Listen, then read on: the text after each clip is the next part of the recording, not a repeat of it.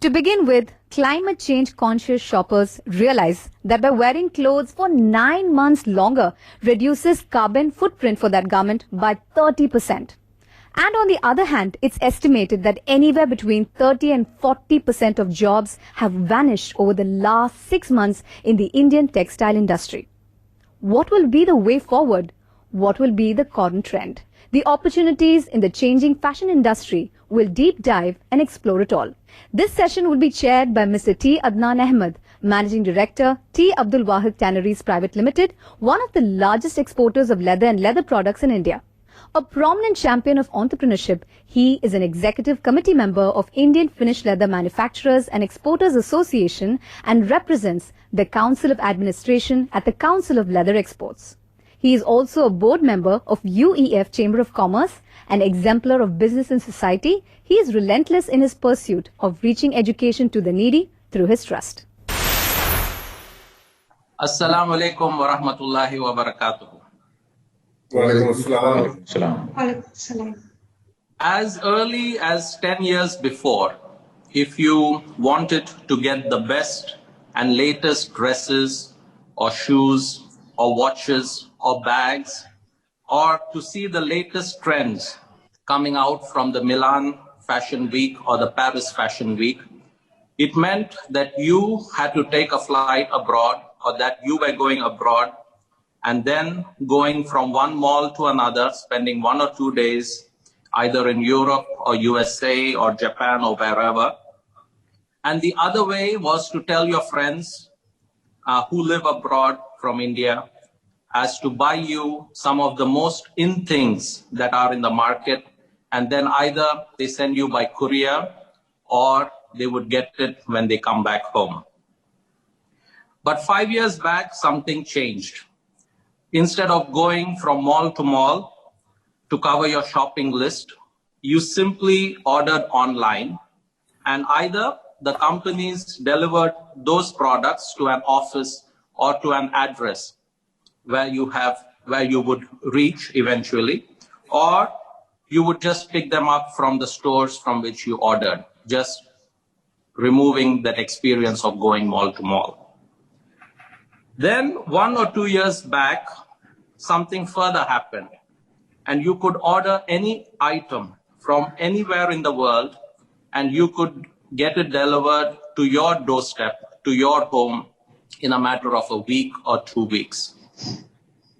Today, we are looking at scenarios wherein systems of apps and websites with e-commerce, which guide you to where your latest dresses or shoes or whatever accessories you require are available closest to you and at the best prices. One of the examples personally for me during the lockdown was, and it was an interesting example because I was shopping for essentials basically, and I was going through Dunzo and Swiggy, and I was looking to find the cream cheese that I would normally buy from that one particular store in Chennai. And I thought that was the only store offering that product. And then going through Dunzo and Swiggy, it finally dawned on me that there were 10 stores closer to me who were selling that same product, and also they were selling at a cheaper price. Basically, that was a realization that the wholesaler who used to supply to the retailers or to big hotels and chains has now turned into a retailer. What is being realized now is that the days of the middlemen and lengthy distribution channels are coming to an end. But with this, a new set of opportunities and challenges have arisen, wherein while the fashion industry feels closer to its customers, the customers have started demanding to know if what they buy is not polluting the earth or affecting the environment, or whether the workers used in its production have been paid fairly. Also, the consumer is more knowledgeable today, and interestingly, there are new AI, artificial intelligence technologies that are being blended into their experience of buying each and every product. To discuss about the opportunities in this ever-changing fashion industry, I am your chair, T. Adnan Ahmed, and with me, I am honored to have in this virtual platform an amazing group of panelists who would give their perception on how fashion industry is going forward. So, coming all the way from Paris to this UEF virtual event, we have Mr. A.R. Shamim, who hails from the village of Karaikal. He is the founder of the luxury fashion brand named Germain Paris. He was born in Karaikal and brought up in the suburbs of Paris. His brand Germain has styled a number of celebrities, and the list includes Cristiano Ronaldo, Jay-Z, and Rihanna. His brand has been featured in a number of luxury fashion magazines, including the likes of Vogue and Paris Match, to name a few. I welcome you, Mr. Shamim, to this summit and would like to ask you to briefly discuss about what you do and about your brand and how you feel about participating in this World Summit. Over to you, Mr. Shamim. Assalamu alaikum, everyone. Pandemic period. My name is Shamim.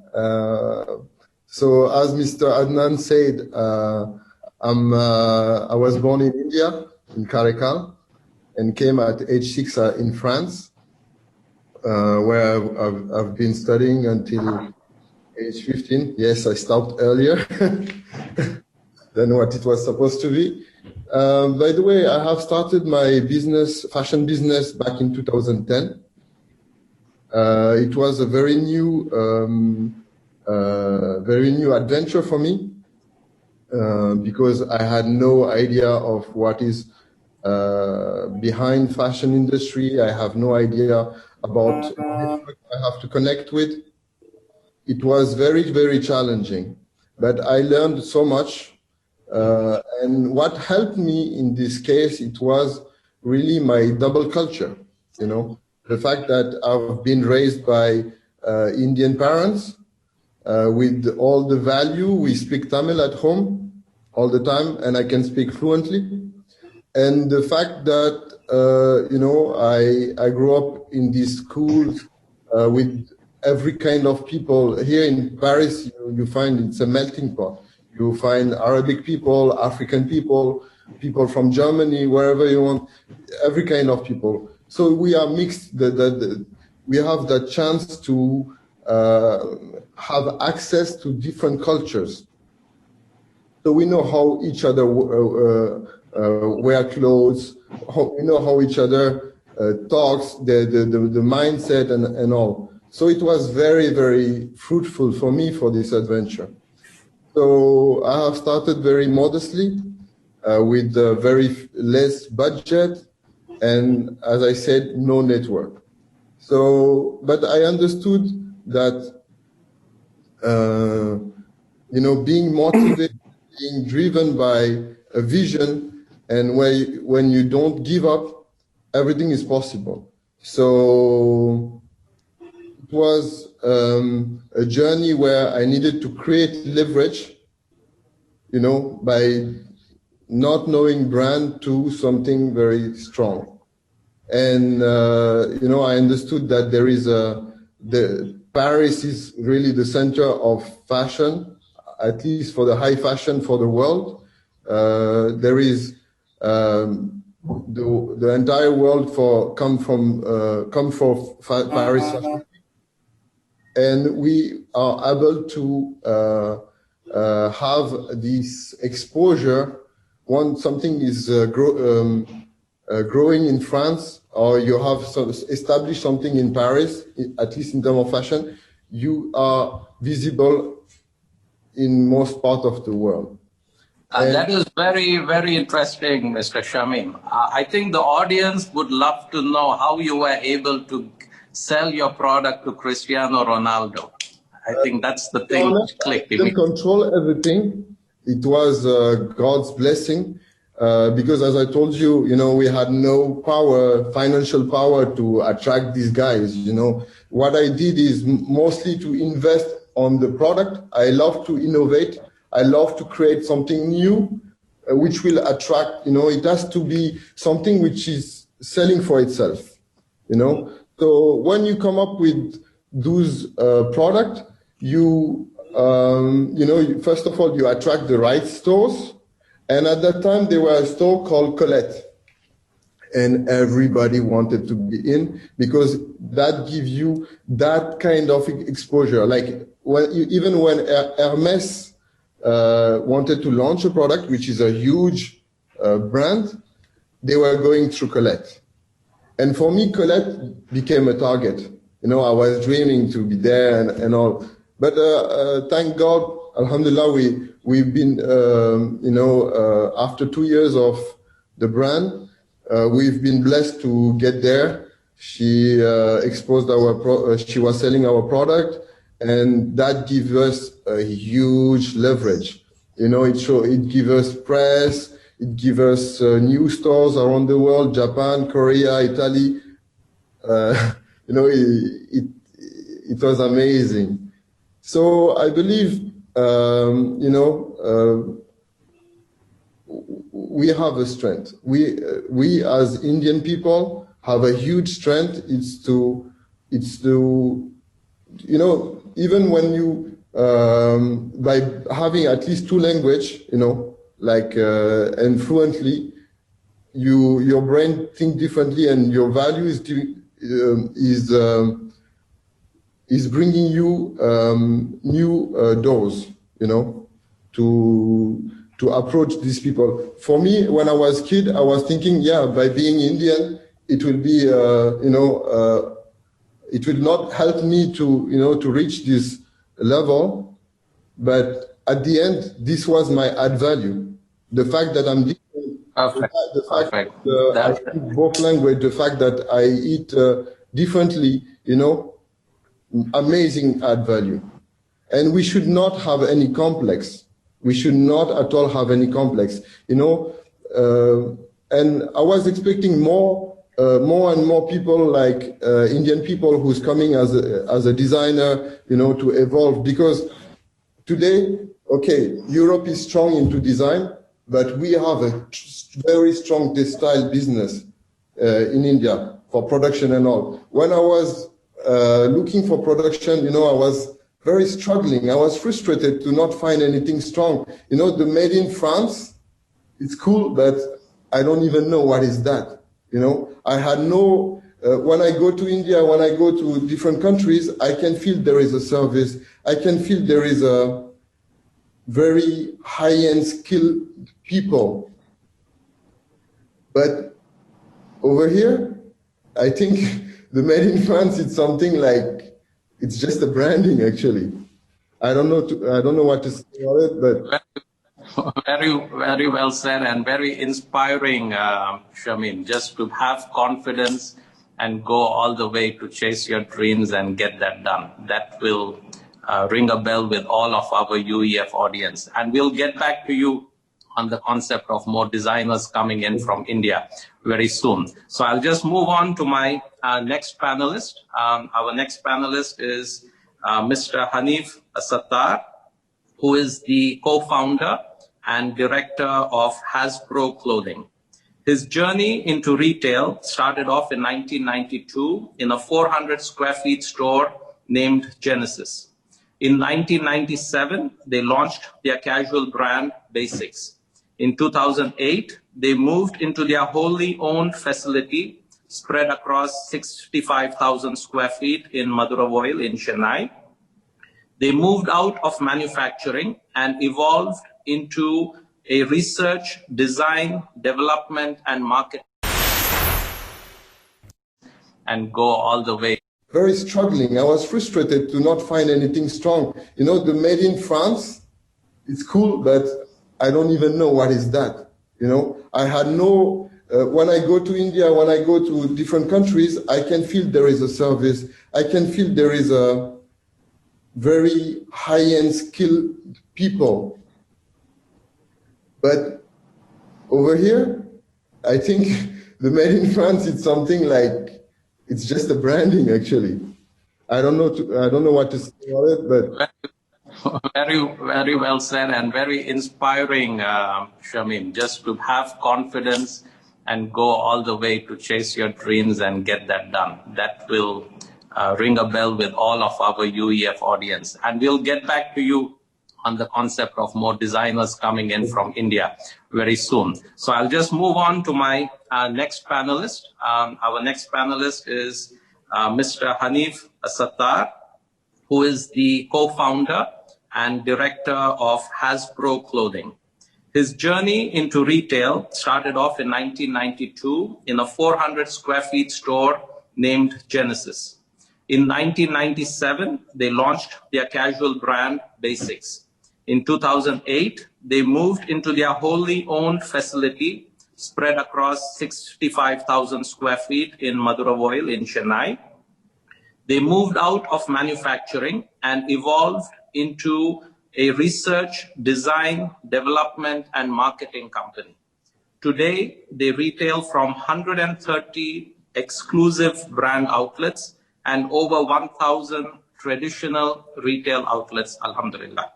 I welcome you, Mr. Hanif, to this summit and would like to ask you to briefly describe about what you currently do and about your brand and how you feel about being part of this UEF World Summit.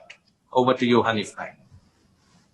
Thank you, Adnan. It's completely my honor to be here. I've been at the last 3 UEF summits as well. And I'm proud to say that it's a great honor to be a part of the committee, UEF Working Committee. Thanks for the introduction, Adnan. I think that should give everybody an idea of who I am. Currently, I pursue creative direction in my company. When I say creative direction, the meaning of the word creative direction is somebody who visualizes what the brand is and then finally puts all the pieces together as to the way it's supposed to be seen by the audience. It's very unlike the brand of an FMCG. FMCG, for example, if you take a brand like a toothpaste, it is a brand. It's a huge brand, any brand, for example, Pepsodent, Colgate, but then you don't need necessarily creative direction in that space. But in the fashion space, you need serious creative direction because then you eventually want to dictate how people should see you. And that starts from the entire line, putting the line together, how it's retailed, what is the communication process you want to pursue, while people see the line in your creative communication, whether it's social media, mainline media, how it's supposed to be visually merchandised at the stores, how your shop-in-shop counters should look, what kind of SKUs should marry at any given point in time. So it's a serious task. It takes a lot of planning. We start planning our lines 1 year in advance. I don't know whether that is going to last anymore, especially with COVID that's happened to us. It seems like we'll have to get faster at that, much, much faster. But at this point in time, I love what I do. Showing up to work 365 days a year is equal to me being on a holiday 365 days a year. That's exactly how much I love what I do. So when somebody complains to me that you don't go on holidays as much as you should, and that somebody is my wife, I say I'm on a holiday every day of my life. You know, that's exactly how I feel. As far as the brand is concerned, Basics is going from strength to strength. We do close to 2.5 million pieces every single year we sell. And of course, we play to the gallery. I'm not a designer brand, which means it's not like I dictate fashion. I'm happy to say that I serve the needs of the population with the fashion that I create, as opposed to create a line which is unique in the world. but it's a means to an end. I don't make garments. I'm clearly in the fashion business.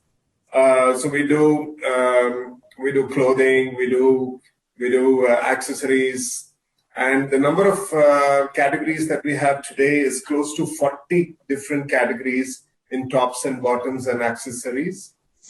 And of course, I'm looking forward to post-COVID because I don't think I would have ever been given this chance in my life to pause my business and rethink and reset this entire business button the way God has given us all an opportunity to do it. And I can't tell you that I'm really looking forward to post-COVID and how we can surge forward. But thank you, and it's also a pleasure to be amongst this panel. I'm sorry I should have mentioned that earlier. It's a complete pleasure. I know most of the people here, and the ones that I don't know, it's my pleasure being acquainted with all of you. Thank you. Thank you. Thank you. Thank you, Hanif Bhai. On that note of working 365 and your passion, I think that's what all fashion industry is all about. And to get all the youngsters into fashion, we have amongst our panelists, Ms. S. Farida Khan. She is the director at FIDA, the Design School, and International Institute of Fashion Design, Chennai. She forayed into design and education after being a successful designer for 8 years, and the campuses of FIDA are located both in Chennai and Bangalore. Her vision is to educate and empower women to find financial freedom and become successful entrepreneurs through creative pursuits. Ms. Farida Khan has now ventured into a high-end multi-design store called Ahwab, and the store is located in Kilpauk, Chennai. I welcome you, Ms. Farida Khan, to this summit and would like to ask you to briefly describe about the design school, the opportunities to students there, and how you feel about participating at this summit. Assalamu alaikum, everyone. It's an honor and pleasure to be a part of this esteemed panel. I should thank UEF to have invited me to talk. It's very, it's a proud moment for anybody to be a voice, to be able to represent a community and as a woman, as an entrepreneur, and somebody who's been struggling in Chennai for more than 10 years. It's not been an easy task. When I started off in 2009 and asked people to join for a fashion and interior designing course, like it was very difficult to make them understand that this can be a career. You know, that was a time when people looked at it as something like, you know, tailoring course. So to tell them that fashion design and interior design is of a great career opportunity, that was a difficult task. But thankfully, alhamdulillah, we've done a good task. We've rolled out more than 2,000 students in the last 11 years from Chennai as well as Bangalore. And they've all been the ones, we do not have any filtering process. The ones who want to come and learn, they're all allowed to learn. And that's worked very well for us because they are not just designers. There are so many big spectrum of opportunities that are available to the students, right from like, you know, when someone was talking about visual merchandising, somebody is talking about sourcing. There are fashion photography. There are umpteen amount of opportunities than just being a designer. So that has worked well. They are having an exposure in terms of our association with Lakme Fashion Week. So every year twice, our students get an opportunity to showcase at Lakme Fashion Week as Gen X designers. So they send their entries across, so the panel judges them and they get an opportunity to show on the ramp alongside established designers over there. So that has been good for them. And alhamdulillah, the journey has been very nice so far. And Chennai and Bangalore will look forward to many more designers and successful designers from our side. Alhamdulillah, alhamdulillah. Thank you very much, Ms. Farida Khan, for your introduction. Next, we have Mr. Yavar Dhala in our panelist, who is the founder of the brand Azaira and the director at Infinite Leathers Private Limited. Mr. Yavathala joined the leather business in 1986 at the Forward Leather Tannery. Mr. Dhala set up India's single largest manufacturing plant for shoes in 2008, over 250,000 square feet in a 10-acre site outside of Chennai. He established the Azaira brand in the year 2019, and it is now available at 15 locations. And he is targeting, inshallah, to reach 50 locations by the middle of next year. Azaira is known for its aggressive online marketing strategy of providing personalized services to every customer. Apart men's shoes, they have recently embarked into men's accessories like wallets and belts. I welcome you, Mr. Yavathala, to the summit, and we would like to ask you to briefly describe about your brand Azaira and how you feel about participating at the UEF World Summit. Thank you, Adnan. Thank you very much. Thank you for the introduction. It's a pleasure and a privilege to be part of this panel. I'm greatly honored, and I thank the UEF for having invited me to be part of this discussion. We are a baby shoe brand compared to many of the other panelists. We started the business in January 2019, and over the last 20 months, we have slowly and steadily moved forward. I have used my 30-year experience of leather manufacturing and footwear manufacturing for many international brands into providing the technology and the durability of the shoes that we make. Like Hanif Bhai said, I spend a lot of my time looking at where the brand should head, what the products should look like, how they should be featured and how they should be sold. And I'm delighted to have my young son, who's also trained in the Fashion Institute, to help me grow the brand. As I said earlier, it's very, very early days. And of course, the last 6-7 months, whilst it has helped Hanif Bhai to pause his business, it has actually halted ours and of course, caused us a great amount of turmoil. Nevertheless, I'm happy to see the light at the end of the tunnel. Unfortunately, it's not a speeding train in our direction. So things are looking up, and we at Azaira would like to create products at sensible prices, which would cater to the aspirational needs of youngsters and middle-aged consumers in India. With the amount of bombardment of social media marketing that we get, and we see the top celebrities in the world wear fashionable footwear, we thought it's probably something that we could imbibe within the brand to create world-class products using the best leathers, the best technology, the best design that we could come up with and offer it to the Indian consumer. So Azaira is purely focusing on the Indian market at the moment, and we believe that if we really want to grow further, we must first develop our footprint in this domestic market, understand the merchandising, the supply chain, the cultural requirements, the price sensitivities, customer feedback before we can go to other markets, and which are far away from us and probably much more difficult to understand. So we are looking at India, and we see an immense possibility, an immense opportunity, and getting to some large unit numbers is something that we think that Azaira will be able to do. And Azaira is a very special name. Azaira is an old Hebrew word which, if spelled originally, means unique and beautiful, but we've actually changed the spelling to create the name of the family. So it starts off with my father Asghar, then my mother Zubaida, Yavar, Rehane, Rania, Haider, and Ahmed. So it's the whole family that's been put into the Azaira brand, and therefore we have to be completely involved to make sure that this family brand goes places. And that's what we're doing. So beautiful, Yavar Bhai, and we at UEF fully support you and back you, and we pray for all your successes. Thank you very much, and it is a pleasure to be with all of you, and we look forward to the interactions as we go along. Thank you. So as Yavarbai put it, the fashion industry is fast changing and the way things are moving forward.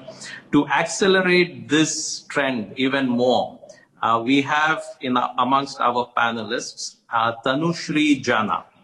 She is the founder and CEO of Fashion DX.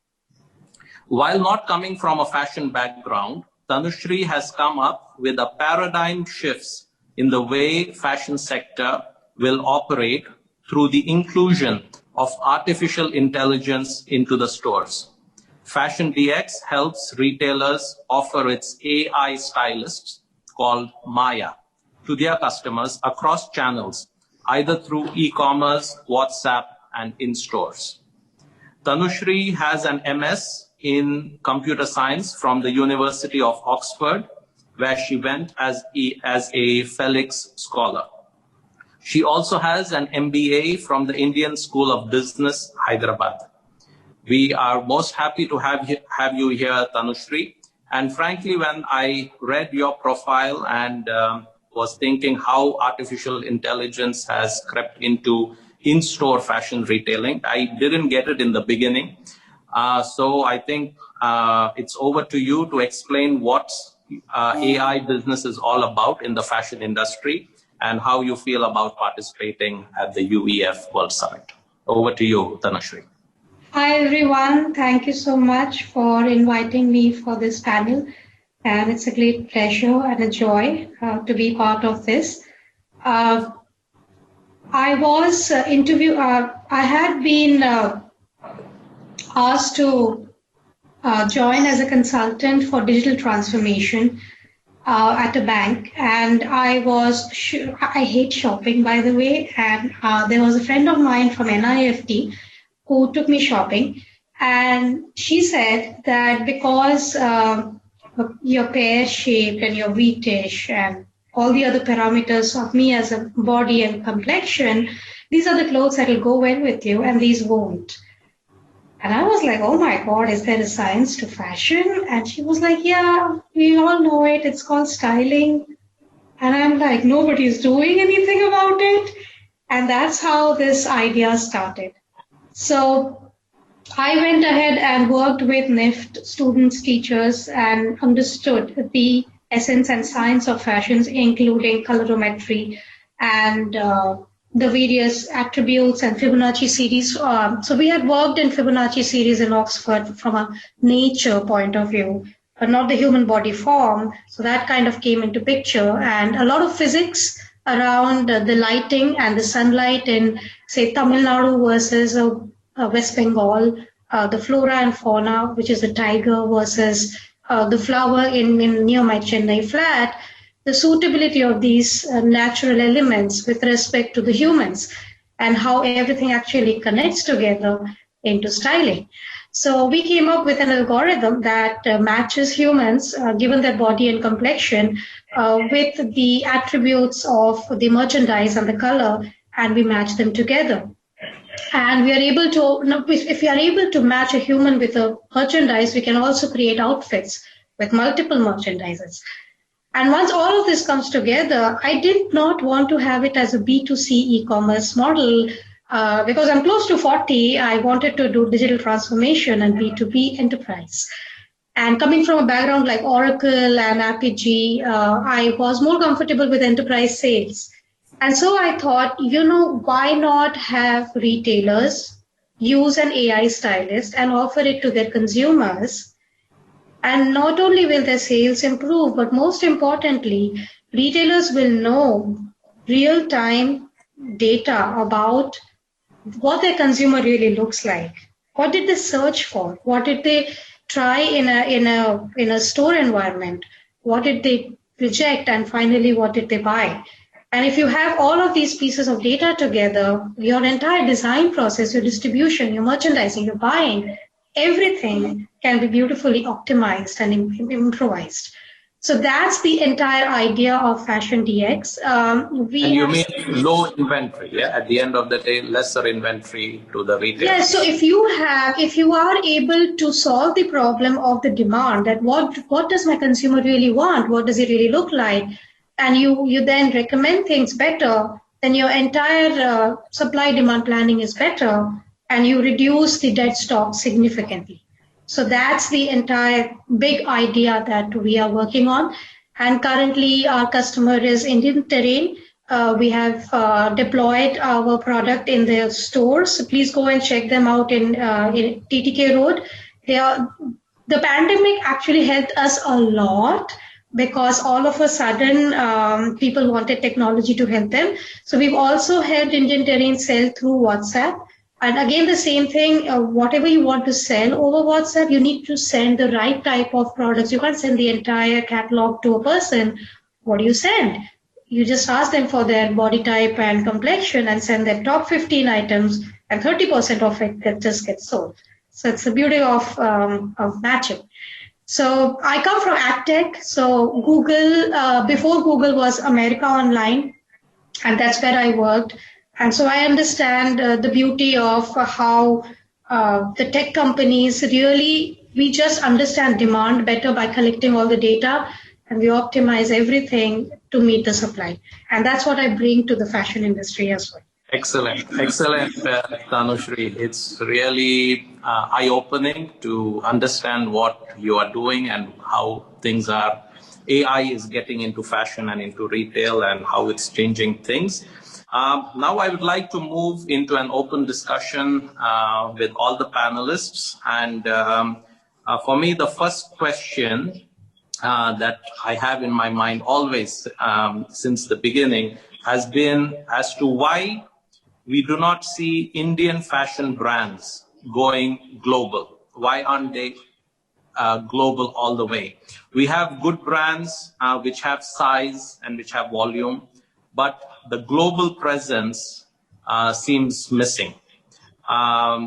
This question would be first to Mr. Shamim. So if you can address how Indian brands can go global and what's missing at our end, or are we very close to getting a global brand here, Shamim? I really think it's about understanding different culture to create design that will match the global mood. Europe is strong in design, and we are strong as Indians in production. We know we can produce clothes for the world, but we don't design the clothes for the world. And how come? We need to. I think we really need to get our best talent out there, and we need to be able to have our students, artists, to travel the world, sample various culture, and have a cross collaboration. It's for me also, as I told you, it's a frustration to not be able to see more brands growing from India and who match the high-end fashion industry. And you guys, as as king of production, can change a lot of stuff into that. I feel like if you give space to young designers back in Europe who has that, design skills and stuff like that to come over, being able to exchange ideas, exchange vision, and having a space for them to work with you, there is some stuff to do, to be honest. I don't know what you guys think about that, but I feel like as a designer in France, I had so much struggle to produce my goods. And I didn't know what is happening in India, in leather or with fabric. I knew it's strong, but there is no, I had no way to connect. And anyway, thanks a lot for UEF to give me that opportunity. Yes, that's what it's all about, Shamim. Now we have the UEF going to connect you, inshallah. A lot of hope and opportunity.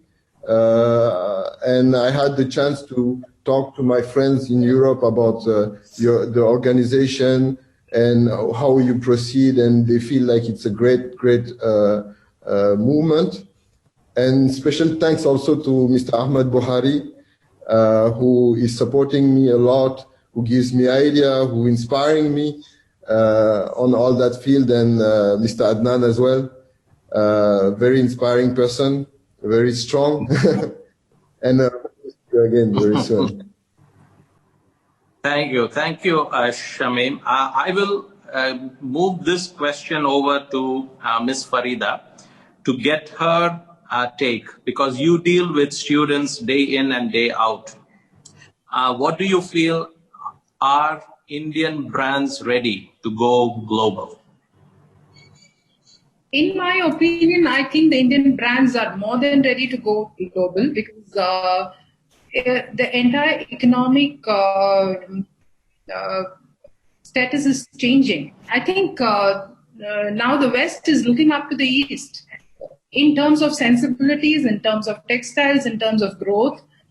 You look at how China has created so many brands for itself and how big the market is. Everybody is vying to sell in China. So why not India? I think it is the right time. I think COVID and the present economic situation and the political situation all around the world is very, very conducive for India to have global brands. I think it's up to the states, the government, and the entrepreneurs to actually get together, like how UEF is doing. There is so much we can do together to pull out brands which have very Eastern sensibilities, our textiles, our workmanship, our labor-intensive work that is not possible in the West, that can happen in the East. And these can be really good global brands. See, the West looks at East as something very exotic, like, it's about yoga, or it's about like all the embroidery and only that kind of exotic stuff. If you're able to give a right combination of where the Eastern sensibilities meet the Western standards, I think we can definitely go more global. Absolutely, absolutely. And may I add here that Hermes, which is the biggest brand in the world, they have a huge office in India, because all their embroidery, all the artisan work, all comes from India. So it's just a matter of the Indian... Accept the fact that, British that all their work is coming from Indian factories. I mean, all the workers here in India are the ones making all those beautiful couture clothes in Paris. Isn't it true? I think it will change, because all the news is more out in the open. People talk about this kind of things in Fashion Revolution, where questions are asked. People are asked about ethical fashion. People are talking about how laborers have to be paid well. And all this consciousness among youth and youngsters is there. So I think eventually people understand India's capability to produce great fashion. Yeah, absolutely. And a big word today, now that you talked about ethical, and today the big word in fashion is sustainability. As in, like the millennials of today, they want to know what they are buying, whether what they buy will affect climate change, how were the condition of the workers, from where the product was made, new materials, etc. For this, I would like to pose my question to Mr. Hanif as to whether these concerns about sustainability and ethical production and these things have started growing in the minds of the Indian customers already, or whether it is in its infancy. So over to you, Mr. Hanif, to explain where Indian consumers stand here. Adnan, I think from the way I see it very clearly, it's not necessarily whether the Indian consumer understands the responsibility to the environment, or he or she probably doesn't understand their responsibility. But I think even if they don't at this point in time, it's just a matter of time. Because right now it's sitting at our doorsteps. I think all of us, whether we are part of industry, whether we are in industry, if we are individual opinion makers in society, I think we have to take the responsibility upon ourselves to do what we can for the environment. where we are concerned at basics, we started this journey about using environmental friendly packaging material, whether it's polycovers that go into our shirts, whether it is clips that are part of our shirt, or whether it is paper bags which we give away at the store. So we took a stand almost a year and a half ago saying that we'll only use either material that can be recycled or is being made from recycled material. So I think it's just a matter of time. I understand that India is a country which is still definitely which has a population which is mostly surviving. So when you're trying to survive, you're only looking after yourself and you're not taking care of anybody else, unlike the West.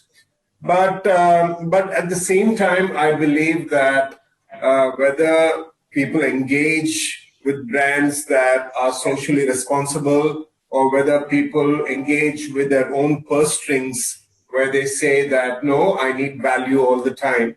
I think in a matter of time, and I don't think it will be 5 years, it will happen quicker than that, because we are beginning to now notice that tipping point where everything is concerned on this planet is coming at us faster than we ever thought it would. So I think it is our responsibility as brand managers, as brand owners, as even consumers to consume sensibly, to be conscious of the environment. And I think sustainable fashion is definitely going to be the biggest thing in the near future. I have a feeling that eventually the consumer will understand that less is more. Well, very well said, Hanif bhai, and very well said on that aspect. And coming to sustainable fashion and eco-friendly materials, it's also a matter of perception. And so here I would like to get Mr. Yawar involved here, because he comes from the leather background, as so do I. And the perception about leather has been always in the media as being a polluting industry.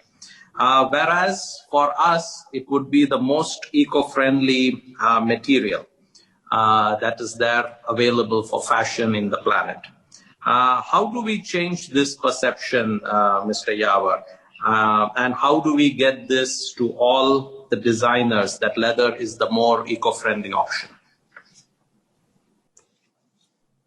Mr. Yawar. That's actually, thanks Adnan, that's actually easier said than done. But what the world needs to hear from people in the leather industry and the global leather industry and the global tanning industry is that leather is probably the most eco-friendly material vis-a-vis the man-made materials that can go to make up footwear or garments. Man and beast have coexisted from the beginning of time and have depended on each other for a social, ecological, and biological balance. Man uses beast for labor, and it is a relationship that has lasted the whole of the world's civilization. And a country like India, where a large percentage of population still are very, very dependent both economically and physically on this kind of a relationship, it is but natural for us to deal with the availability of hides and skins that come naturally due to the situation in the country. With leather being tanned today with new age materials, not using any heavy metals, using natural finishes in the form of waxes instead of acrylics, it is much more user-friendly. The carbon footprint left behind manufacturing 1 square unit of leather is far less than the same amount on a man-made material, which is either petrochemical-based or on a synthetic polymer-based. This kind of information needs to go out, and it's important for all of us in the industry to spread that information, because there is only misinformation about leather. it also relates to the treatment of animals. And, with canneries today being compliant to global manufacturing standards, and have also put a lot of their effort into transportation of hides of animals to slaughterhouses, the same and proper slaughtering of animals in these slaughterhouses all add to the sustainability and the viability of using leather. So I think it's just a question of communication, and we need to embark on this fairly big time to make the world understand that leather is a wonderful material. Yes, yeah, I am in there with you and also the whole industry for leather. I think it's the perception which will change, inshallah, and right from the council to everyone are doing their efforts, and I think we just need to accelerate that. Correct. Coming to the question of a paradigm shift that is happening in the industry is wherein AI or artificial intelligence is coming into the fashion scene. My question is to Tanushri as to where do you see AI going forward in future in the fashion industry? Thanks, Adnan.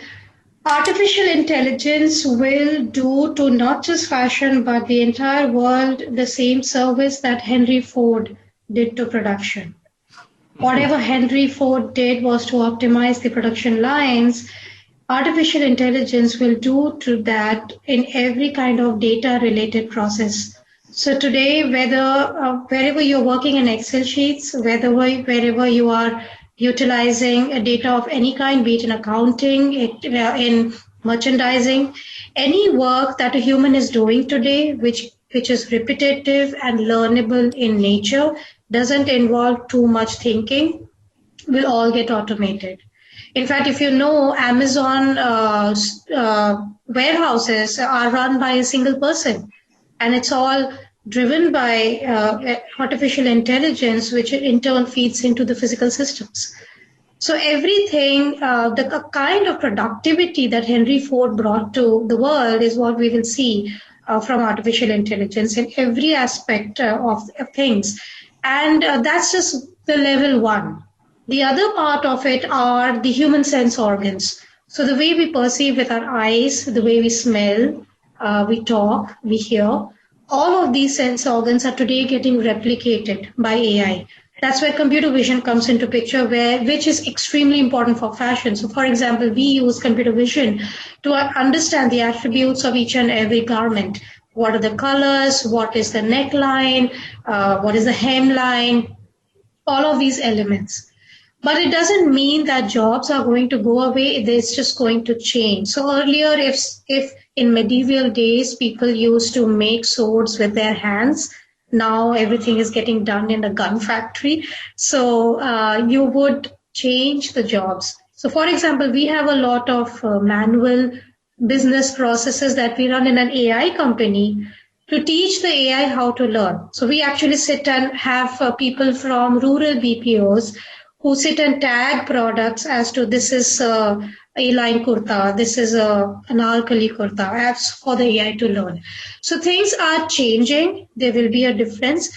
But most importantly, I don't know if everybody knows this, but if you have a good AI chess algorithm, you pair him with an average chess player, together they can beat the grandmaster. That is the extent of power that a merchandiser will have in his hands, that a fashion designer will have in his hands. And so AI is going to give you that amazing power that was unimaginable before this. That is something really eye-opening. I'd like a comment on this from Ms. Farida, because we are getting our students who are coming in. Is it something that AI is something that is being taught already, or you are thinking of getting this into your curriculum? How are the students taking AI head-on for the future? Over to you, Ms. Farida. Yeah.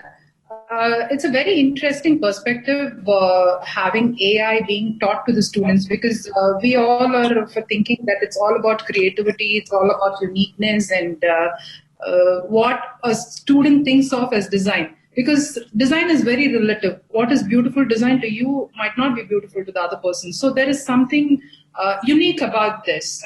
But when it comes to AI, I feel it is meant for a bigger market, more mass production and other things. But the way she's explaining it to me today, it makes me think. I think that's the future for even us.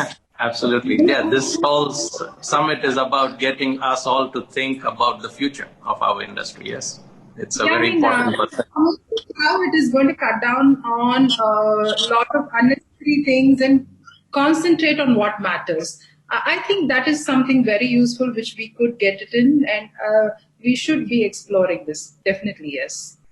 And I'm sure the ministry will love it. Yes. And for anything connected to technology, the students lap it up. They're very happy to have it. Instead I would like pages and pages of sketching. I mean, they always love to do something which is more instant. So we'll definitely look at it. Okay, very well. I would like from Mr. Shamim, your impression. Is this something Paris is also looking in because you are hands-on and on the floor over there? A great idea. I never heard about this, and it gives me a lot of vision. I think we should discuss. And I'm pretty sure like lots of brands over here and people would love to hear about that for sure, 100%. Okay, we are absolutely short of time here. I just like to thank all of you. All of you panelists have been so great, so cooperative and amazing to listen to each and every one of you. I take this opportunity to thank our president, Mr. Ahmed Buhari, for organizing, for getting us basically all into UEF and getting us together here. And for this thematic session, I'd like to thank Rehana Amir, Fatima Bacha, Sajid Sadak, our chairman, W.S. Habib. Get all the panelists in together. And what a panel session we've had. If you think about it, if you want to make something new, we have somebody like Mr. Shamim sitting in Paris who could give the latest new materials to Mr. Hanif, who does his research and development and who could get the garments and the products out, to people like Yavar and myself who have large production facilities to make production, to Tanushri who would get into the retail space and get her AI things going and getting sales up, and of course Ms. Farida for churning out those young designers whom we would absolutely need in the future, because in India we have a great future coming up. And thank you all the panelists. We'll see if we have some time to open up for questions from the audience. If it is possible, we have a chat box questions, and at that time we will take this up if the time allows. So thank you all, and Allah Hafiz. 3, 2, 1. So we have time for just one last question to all our panelists here. We have just 2 minutes to go, and this is coming mostly from our young audience and students who have tuned in to watch this UEF World Trade Summit. I'll give 30 seconds to each one of you, Ms. Farida first, Mr. Yavar, and then to Tanushri. So the question mostly is, what is it that is required amongst the people in Indian fashion to get them started on a new brand that will emerge from India and go global eventually? Over to you, Ms. Farida. 30 seconds.